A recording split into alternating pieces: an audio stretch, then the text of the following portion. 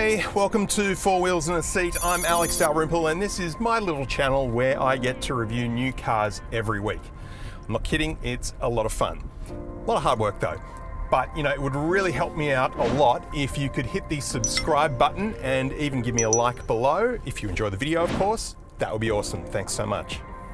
Today I'm back in the Genesis GV70, although you might have noticed that there is no engine noise, and that's because this is the electrified GV70. I reviewed the petrol version of this car last year. If you want to check that video out, where I have a deeper dive into the external appearance of this car and the interior as well, you can click the link just up there.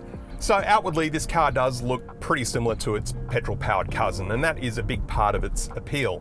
It competes sort of indirectly with the BMW iX3 and the Audi e-tron S. Two things you will notice that are different on the outside of this car are the very large blanked-out front grille and the two exhausts, of which this car has none because it doesn't need them. And the wheels are a slightly different design too. I think I actually prefer these to the ones on the petrol car. So the interior of this car also looks very similar to the petrol version. The car I reviewed was done in a rather striking red. This one is two-tone Napa leather. So we've got a nice dark leather on top with white stitching that actually prevents a lot of glare against the windshield, which is what you get sometimes with cars with white interiors. And all of the white leather is sort of just underneath that. And I actually normally don't like cars with white interiors, but this one seems to work. The center console screen is the same 14-inch unit as it is in the other car, although it does have a few extra menus for its EV functions, as you'd expect. I think the version in the GV60, which is a newer car than this one, is a little bit updated. There's just a few little differences with the way some of the graphics look, but I mean, look, it's not a huge difference. It's only because I drove one of those last week that I'm actually noticing the difference, but engine sound, functionality, it's all exactly the same. Plus, also, there is wired Apple CarPlay and Android Auto. Nice detail here for the air vents that run the width of the car over to the passenger side. That's just a nice little design touch. Bit of a trend that's going on with cars at the moment, but I actually really quite like it.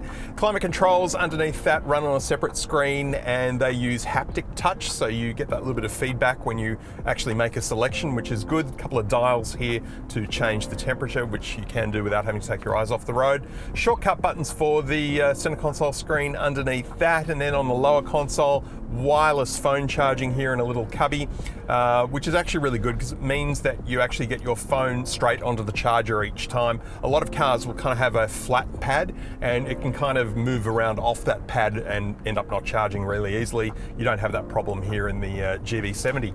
Cup holders, a little bit of a raised section here with the terrain and drive controls. There are a few different drive modes to choose from: Eco, Comfort, Sport, and you can design your own with My.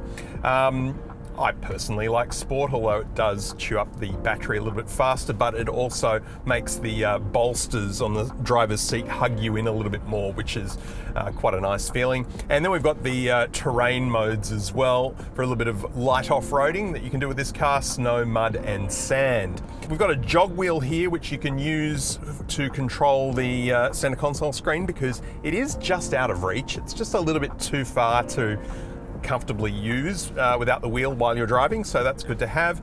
The gear shifter here is also on a dial with a nice clear, I guess it's plastic sort of finish, but it feels quite premium. In fact, everything in here feels really premium and well made. The center console bin is nice and big. We've got a removable tray there, and it's got a nice Napa leather stitched lid on there. Head-up display on the windshield, and then we've also got the digital instrument cluster, which is the same as the petrol-powered car, although of course it has a power and charge and boost meter to show you how you're using electricity around the car. There's a few different display modes depending on what drive mode you're in, and we get that same cool 3D effect, which I can't show you on camera unfortunately, but it does give the dials a fair bit of depth. I don't know how they do that actually. Why aren't we watching TV this way yet? What has Genesis worked out to do with a flat display to make it look 3D that television manufacturers haven't? Interesting. The steering wheel, yeah, look, don't really love Genesis steering wheels, but this one is better than the one in the GV60, I will say that. It's got a nice big Genesis badge here with some more stitching, and it's leather, and it feels really good. It's just the design. I don't like it personally. We've got the all-important boost button on the steering wheel here, which of course unlocks this car's full power potential, which I'll get to in just a moment.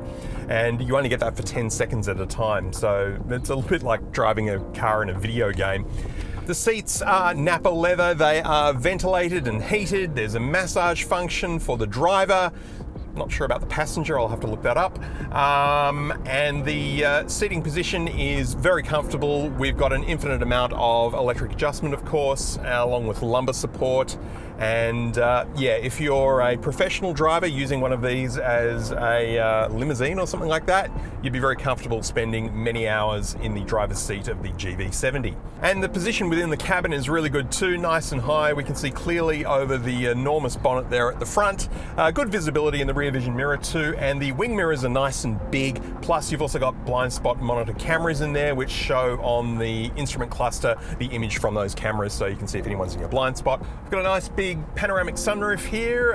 It's in tinted glass, which does keep out a lot of the heat, but it does, unlike a Tesla for example, come with a retractable roof, so you can close it up when you need to. The front section opens like a normal sunroof as well. Okay, so let's talk about the powertrain, which is exactly the same as the one in the GV60. So it's a twin electric motor setup with one on the front axle, one on the rear, and together it provides a total output of 360 kilowatts and 700 Newton meters of torque. Now you only unlock all of that full power when you hit the boost button, and you only get it for 10 seconds at a time. Now look, even when the car's not being boosted, it still is really quick.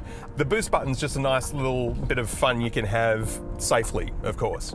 0 to 100 in the GV70 electric is 4.2 seconds, which is only 0.2 of a second slower than the GV60, and that is a noticeably smaller car, although there is only a 200 kilo weight difference between the two cars. So this car can really move despite its size. A full charge will give you 445 kilometers of range, although I think 400 is probably a little closer to reality, and charging can take anywhere between 18 minutes and 34 hours depending on what charging facilities are available to you.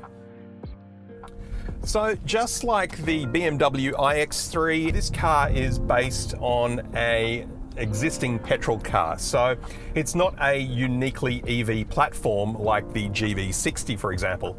So it just doesn't feel quite as nimble perhaps as a dedicated electric car would. Maybe nimble is not quite the right word, it's just, I don't know, it just doesn't feel quite the same. It feels like a petrol car rather than a dedicated EV, and it's sort of hard to say exactly what that difference is, but it just is. Safety gear, well, being a luxury SUV, you're really wanting for nothing. So we've got adaptive cruise control, rear cross traffic alert, lane keep assist, and all the usual bells and whistles. They're all here in the GV70. I've got to give a special thank you to whoever had this car before me, because usually when I pick up a car from Genesis or Hyundai, it'll have a lot of audio alerts going, beeping at you and talking at you, telling you about school zones that aren't enforced because it's Saturday, and red light cameras and speed cameras. And look, whilst all of that information is really important, it can get a bit overwhelming, especially when you're driving in the city where there are so many cameras and different speed zones. So to have that sort of silenced here in the GV70 is awesome. As with pretty much all electric cars, we have two shifters here on the back of the steering wheel, which act as controls for your regenerative braking, allowing the car to, well, if not completely stop when you take your foot off the accelerator, it certainly does slow down, and that in turn charges the battery. The electrified GV70 also comes with your choice of either 5 years free charging with the ChargeFox network or a home charger installed at your place.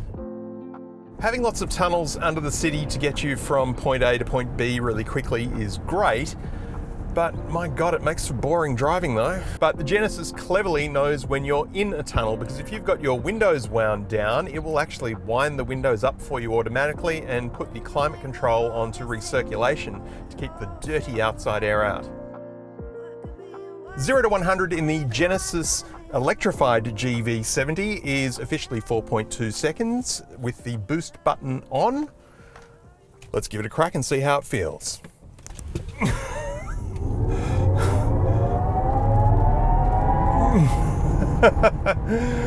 Yeah. So that just gives you some idea of how powerful these two electric motors are, because this is 2.8 tons worth of car.